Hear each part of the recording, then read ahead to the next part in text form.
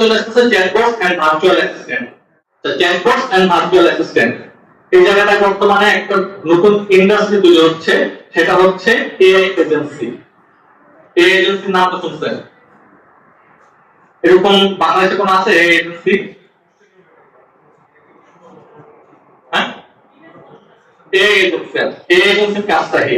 আপনাকে হচ্ছে কাস্টমার কেয়ারের কল ছিল, 4 কল দিয়ে মানে খুব কম পাওয়া যাবে এখানে।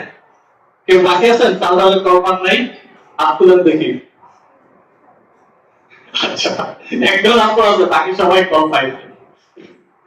আচ্ছা,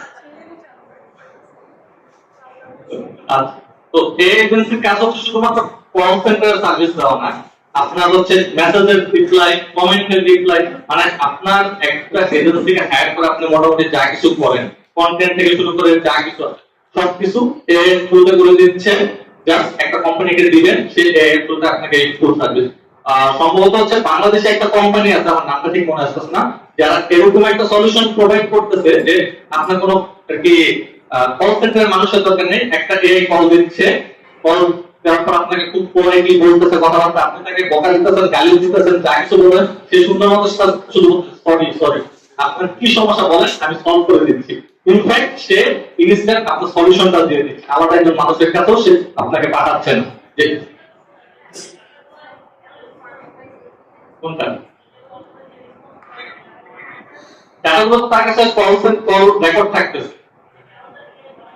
হ্যাঁ, ফুললি ফুললি শুধুমাত্র এটার জন্য না, মেসেজ মেসেজ পর্যন্ত সে আপনাকে পাঠাচ্ছে, কখন কোন মেসেজ পাঠাচ্ছে, আপনি প্রোডাক্ট কিনছেন অটোমেটিক আপনার কাছে সেটা রেসপন্স চলে যাচ্ছে যে আপনি প্রোডাক্টটা কিনছেন, সেটা আপনার এক্সপেরিয়েন্স কি, আপনার কোনো সমস্যা ফেস করতেছেন তাহলে আমাদেরকে জানান, অটোমেটিক রেসপন্স ফুললি।